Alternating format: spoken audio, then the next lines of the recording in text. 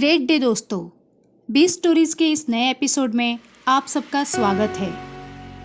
हम सभी को जीवन में कुछ ना कुछ डर होता है। ऊंचाई का डर, अंधेरे का डर, खोने का डर और सबसे ज्यादा लोग क्या कहेंगे। कुछ अलग करने की कोशिश करने का डर, कुछ नया करने का डर। क्योंकि जब आप अलग रास्ता अपनाते हैं, अगर आप कुछ नया करने की कोशिश करते हैं तो आपको उस रास्ते पर अकेले चलना होगा। अपने रास्ते पर अकेले चलने के लिए आपको बिना किसी समर्थन के सभी कठिनाइयों का सामना करने के लिए बहुत साहस की आवश्यकता होती है। लेकिन आप सभी ने सुना होगा कि विजय डर से परे है। आज की कहानी एक ऐसी लड़की की है जिसने इस बात की परवाह नहीं की कि लोग क्या कहेंगे, जिसने अपने रास्ते पर अकेले चलने की हिम्मत दिखाई। आज हम एक ऐसी लड़की के बारे में बात करेंगे जो बाद में वुमन एम्पावरमेंट की मिसाल बन गई। हम बात कर रहे सुधा मूर्ति जी की। वह पहली और एकमात्र लड़की थी जिसने बीई इलेक्ट्रिकल्स और इलेक्ट्रॉनिक्स इंजीनियरिंग में BVB engineering and technology college में दाखिला लिया। वर्ष 1960 में जब इंजीनियरिंग को केवल लड़कों के लिए माना जाता था, सुधा जी को उपहास और उनके निर्णय के लिए कई सवालों का सामना करना पड़ा। उन दिनों में वहाँ एक महिला शौचालय भी नहीं था। उसके कॉलेज के साथियों ने उस पर स्याही और कागज के विमानों को फेंककर उसका मजाक उड़ाया। लेकिन क्या उसने उसकी पसंद को पीछा करने से रोका? उसके माता पिता के अथक समर्थन और अध्ययन की इच्छा ने उसे खुद को इंजीनियरिंग के लिए समर्पित करने से नहीं रोका। वह एक उज्जवल छात्रा थी। वह अपनी कक्षा में प्रथम स्थान पर रही और कर्नाटक के मुख्यमंत्री से स्वर्ण पदक प्राप्त किया। इसके बाद उन्होंने इंडियन इंस्टीट्यूट ऑफ साइंस से कंप्यूटर साइंस में एमए मास्टर कोर्स पूरा करने के बाद इंडियन इंस्टीट्यूट ऑफ इंजीनियर से स्वर्ण पदक प्राप्त किया। सुधा पहली लड़की थी जिसने टेल्को में आवेदन किया था। इसके पीछे की कहानी भी मनोरंजक है।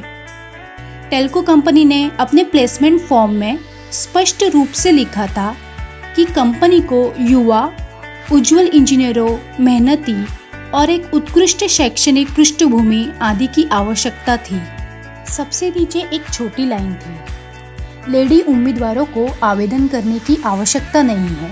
कहने की जरूरत नहीं है कि अगर अब ऐसा होता तो लोग ट्विटर और फेसबुक पर युद्ध छेड़ देते।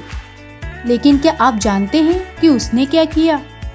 सुधा जी ने JRD टाटा को एक पत्र लिखा और उनसे कहा, महान टाटा हमेशा अग्रणी रहे हैं। वे लोग हैं जिन्होंने भारत में बुनियादी इंफ्रास्ट्रक्चर उद्योग शुरू किए हैं, जैसे कि आयरन और स्टील, केमिकल्स और टेक्सटाइल्स।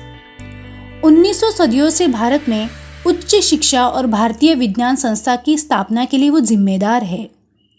सौभाग्य से मैं वहाँ अध्ययन करती हूँ। लेकिन मुझे आश्चर्य है कि टेल्को जैसी कंपनी लिंग के आधार पर इस तरह का भेदभाव कर रही है। अंदाजा लगाइए कि क्या हुआ होगा।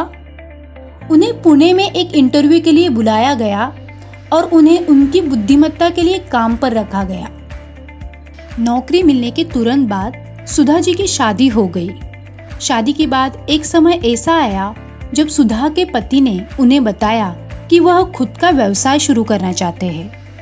उनके पास कुछ विचार है जिन पर वह काम करना चाहते हैं, लेकिन उनके पास केवल विचार थे पर पैसे नहीं। तब सुधा जी ने अपनी बचत में से 10,000 दिए और उनसे कहा कि आपके पास अपने सपने को पूरा करने के लिए 3 साल का समय है और इस दौरान घर का खर्चा और बाकी सारी जिम्मेदारी का ख्याल मैं करूंगी। और इसलिए नारायण मूर्ति जी ने अपने घर को एक कार्यालय में बदल दिया और अपने सहयोगी के साथ मिलकर काम करना शुरू कर दिया। इस दौरान सुधा जी ने परिवार की वित्तीय जरूरतों को पूरा करने के लिए वालचंद ग्रुप ऑफ इंडस्ट्रीज के साथ एक वरिष्ठ सिस्टम विश्लेषक के रूप में काम किया। उन्होंने घर और बाहर की सारी जिम्मेदारी संभाली। धीरे धीरे उनके पति का सपना सच होने लगा। आज हम सभी जानते हैं कि उनके पति का क्या विचार था। जी हाँ, इन्फोसिस। जब सुधा मूर्ति जी ने नारायण मूर्ति जी के साथ काम करने के लिए टेल्को में नौकरी छोड़ दी, वह JRD टाटा की सलाह को याद करती है। हमेशा आत्मविश्वास के साथ शुरू करें। जब आप सफल होते हैं तो आपको समाज को वापस देना होगा। समाज हमें इतना प्रदान करता है, हमें पारंपरिक रूप से प्रयास करना चाहिए। मैं आपको शुभकामनाएं देता हूँ। टाटा जी के शब्द सुधा जी के लिए प्रेरणा बने। सुधा मूर्ति भारत की सबसे अमीर महिलाओं में से एक है। इन्फोसिस की ट्रस्टी थी, लेकिन वह हमेशा एक साधारण जीवन जीती है। उन्होंने लोगों और समाज के लिए बहुत सारे काम किए हैं। अस्पतालों, स्कूलों, अनाथालयों में 3500 से अधिक पुस्तकालयों में 10,000 से अधिक शौचालयों का निर्माण उन्होंने किया है। उन्होंने महिला सशक्तिकरण, सार्वजनिक स्वच्छता, कला और संस्कृति, शिक्षा और स्वास्थ्य सेवा में भी योगदान दिया है। क्या आप जानते हैं कि सुधा मूर्ति जी एक बेस्ट सेलिंग ऑथर भी है? उनकी किताबों की 1.5 मिलियन से अधिक प्रतियां बेची गई है। उन्होंने children's books, short stories, technical books, non fiction आदि बुक्स लिखी है। तो दोस्तों, अगर आप जीवन में अपना नाम कमाना चाहते हैं तो एक ऐसे व्यक्ति से सीखें जिसने अपने जीवन में खुद के दम पे संघर्षों का सामना करते हुए सफलता हासिल की है, जैसे कि हमारी आज की कहानी की नायिका सुधा मूर्ति जी। उम्मीद है आपको आज की ये सक्सेस स्टोरी ज़रूर पसंद आई होगी। अगर आप ऐसी ही सक्सेस स्टोरीज के साथ जुड़े रहना चाहते हैं तो हमारे चैनल को लाइक और सब्सक्राइब ज़रूर कीजिए। Thank you and stay connected.